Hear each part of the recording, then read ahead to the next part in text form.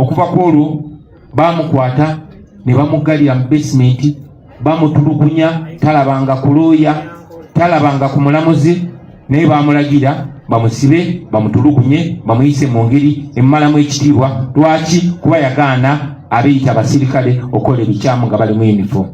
So nabo tubalwanirira ng'oggyeko omusaala gwabwe gwe mbagamba bulijjo ndigwo tugenda gwongerezaawo nga lumu January. Abapoliisi n'abasirikale naye nabo beetaaga eddembe lyabwe.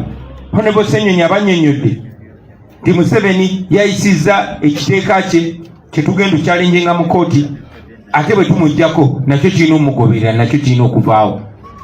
Kubanga twagala oba oli w'amagye oba oli wa poliisi oba owagira gavumenti oba togiwagira, nga buli omu eddembe lye lisibwamu ekitiibwa. Ekyo kye tuliko, ekyo kye tugenda okutuukiriza nga Katonda ye mubeezi waffe, nga nammwe abantu mwe bawagizi baffe basebo ne bannyabo. Munzikirize mbiddemu mu Luzungu mu dakiika ntono nnyo. I join my comrades to welcome our new member, Honorable Namazina Alongo from Nakawa. And I thank the leaders of Nakawa for constantly scouting out for the best leaders to join us. We have hope in you, and we guarantee that the hope you have in us will not go to waste.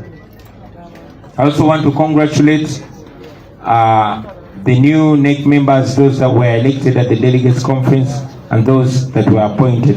Let's go to work. Let's hit the ground running. We've heard from Honorable Kabuye, and we've heard from other leaders, including the Secretary General, of the misbehavior, of the shabbiness, and of the impunity of this regime.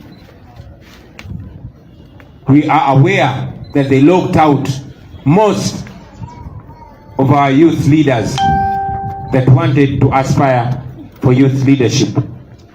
In over 80% of places in the country, our young people were blocked. We condemn that and we will fight back against that.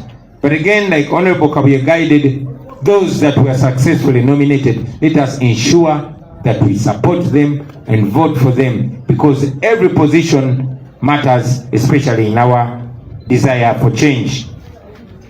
This should be evidence that the regime is scared of you, the people.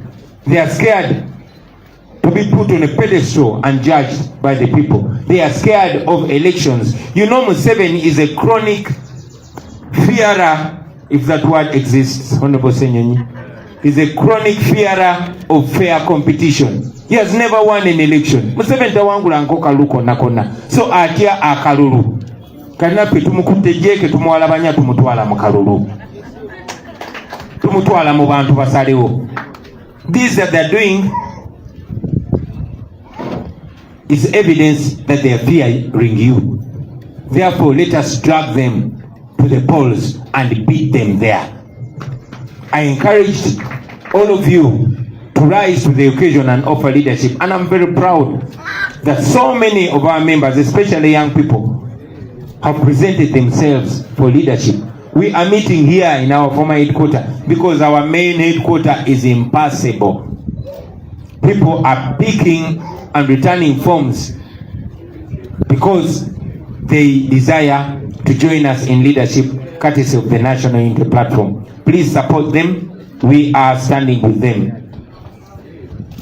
This inspires me to encourage you even more to take part in the protest vote of 2026.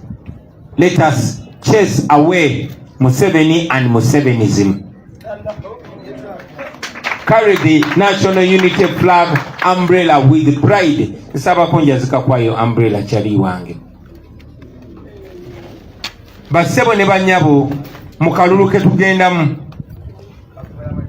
Kino ekyokulwanyisa kye mulaba Museveni akirabanga mizairo ze Iran. Mukwate umbrella no mugiraga abantu.